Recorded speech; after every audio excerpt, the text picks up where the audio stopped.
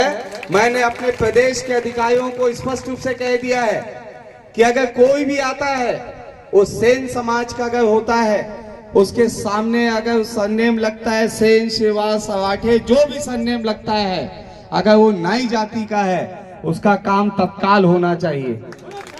जितने भी मैंने माननीय मुख्यमंत्री जी से कहा कि देखिए, सेन समाज से अकेला विधायक हूं, मेरे समाज के लोगों को बड़ा उम्मीद है। मैं चाहता हूं जितने जिले हैं, जितने तहसील हैं, जितने भी नगर निगम है, जितने नगर पालिका हैं, वो सब जगह पे संत शिरोमणि सेन जी महाराज की हर चौराहे पे मूर्ति लगनी चाहिए। मैंने उनसे निवेदन किया, मुझे हर जिले और तहसील के लिए मुझे जमीन चाहिए 10-10 हजार स्क्वायर फीट, और उसमें भवन निर्माण के लिए पहले चरण में 10-10 लाख रुपए चाहिए। मैंने दमदारी से बात रखी और स्वीकृति दिलाया मैंने।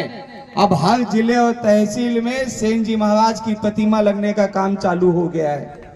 मैंने तय किया कि हर जिले में हमारा खुद का एम्बुलेंस होगा। मैंने तय किया कि हमारे हर जिले में 100 वाहन। आपका डिस्ट्रिक्ट विदिशा, मैं ये कहना चाहूंगा कि आप असेंबली में हैं, आप मध्य प्रदेश की सरकार में, आप जो पुश्तैनी ट्रेडिशनल पेशा के लोग हैं, उनके लिए सरकार के माध्यम से कौन ऐसा रास्ता दिखाना चाह रहे हैं, उसके लिए आपके लिए कानून है। वो कानून आर्टिकल 243 में 3 ग्रुप है।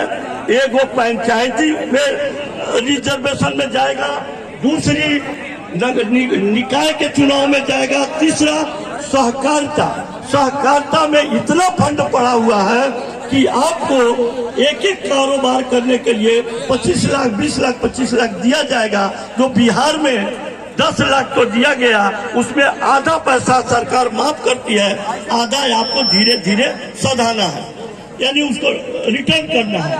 क्या ये सवाल मध्य प्रदेश के सरकार में आप लोग उठा पाएंगे? दूसरी, जिस तरह से प्रधानमंत्री को आप लोगों ने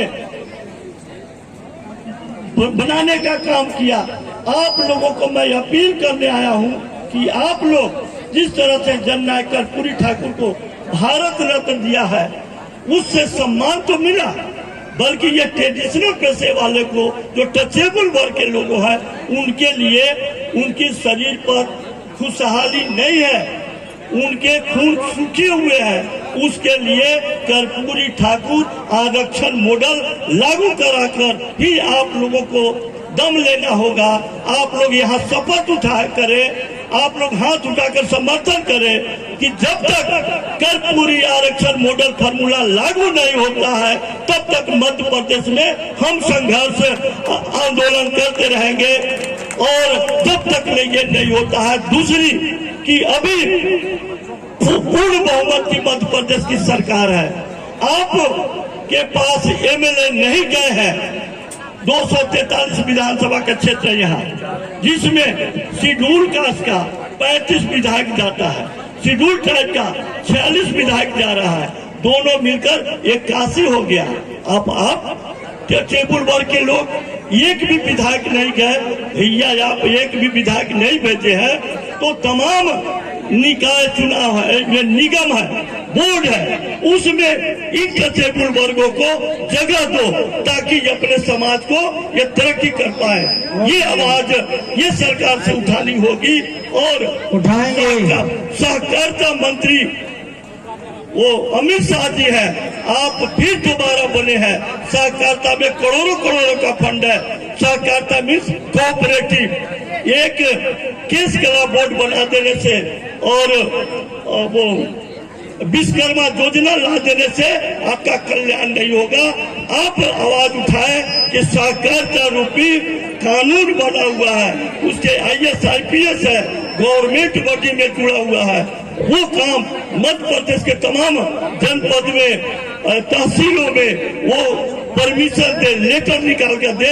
मैं जो पुश्तैनी पेशा वाले को 20 लाख से कम पैसा नहीं दूंगा और आधे को माफ करूंगा, क्योंकि मेरे लोग, जैसे आप मेरे बिहार का एक सुलभ शौचालय का नाम सुने होइएगा, तमाम बड़े बड़े शहरों में वो सरकारें उसको जमीन देती है, फंड भी देती है और वो सुलभ शौचालय बनाता है और लोगों से पैसा वसूलता है।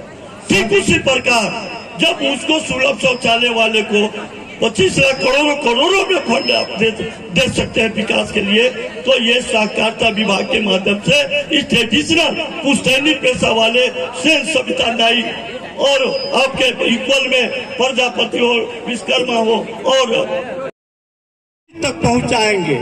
कर्पूरी ठाकुर तेरे अरमाने को मध्य प्रदेश के लोग दिल्ली तक पहुंचाएंगे। ये नारा जरा बोल दिया कीजिए।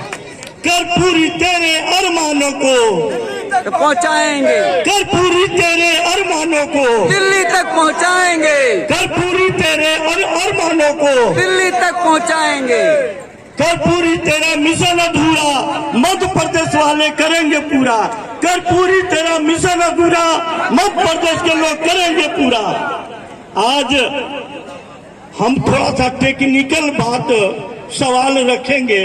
आप अपना अगर से मोबाइल पर हमारी जो टेक्निकल जो शब्द होगा वो जरा नोट कर लीजिएगा, नेट पर जरा मिलाइएगा कि ये मैं गलत बोला हूँ या सही बोला हूँ।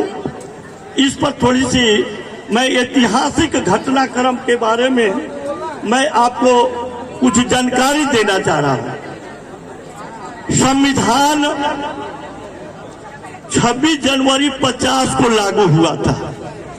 उसमें आर्टिकल 340 जो दिया गया उसके बारे में कहीं कोई परिभाषा नहीं लिखा गया था, बल्कि दूसरे तरफ आर्टिकल 330 लिखा गया था। उसका परिभाषा के माध्यम से आज पूरे भारत में 545 लोगों में 131 सांसद कुछ वर्ग के चले जाते हैं। दूसरी 4139 विधानसभा में 1178 उनके लोग जो SC/ST के लोग हैं उनके नुमाइंदे दिल्ली लोग विधानसभा में पहुंचते हैं। बल्कि ये घटना ये कहां से उत्पन्न हुआ उसके तरफ मैं ले जाना चाहूंगा। 1930-31 में भारत में जाति आधारित जनगणना का खतियान बना था। उसी पीरियड में लंदन में एक गोलमेज सम्मेलन हुआ।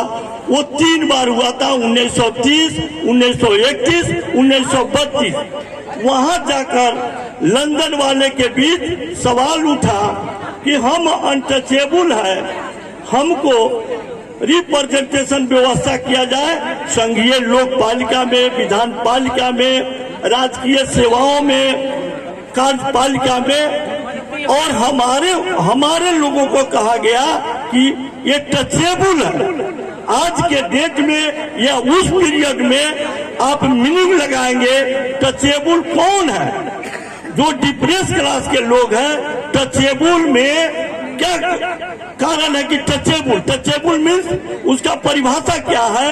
जो समाज के बीच पुश्तैनी धंधा करने वाले माने ट्रेडिशनल पेशा करने वाले को टचेबल उन्होंने कहा, और वो कानून में इनके लिए कहीं परिभाषित नहीं हुआ। उसी चीज को जननायक कर्पूरी ठाकुर प्रथम चुनाव होता है 1952 में, तो उन्होंने इस सेन वंशज के ही वो भी जननायक कर्पूरी ठाकुर थे।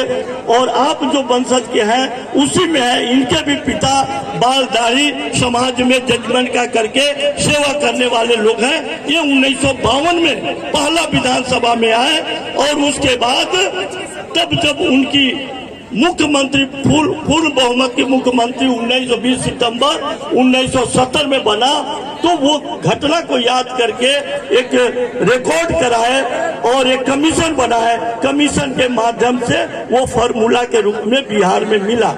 आज ये जितने लोग आए हैं आज रिक्वेस्ट कर रहे हैं कि मैं बाल दाढ़ी काट कर मैं विधायक रामनाथ ठाकुर साहब को मैं आपके बीच लाऊं और तमाम लोगों को उनके हाथों से माल्यार्पण करके जिम्मेवारी दिया जाए कि ताकि जब तक ले कर्पूरी आरक्षण मॉडल फॉर्मूला केंद्र में हो या मध्य प्रदेश में हो, जब तक ये लागू नहीं होता है ये आंदोलन, ये मूवमेंट, सामाजिक न्याय का आंदोलन, संघर्ष जारी रहेगा।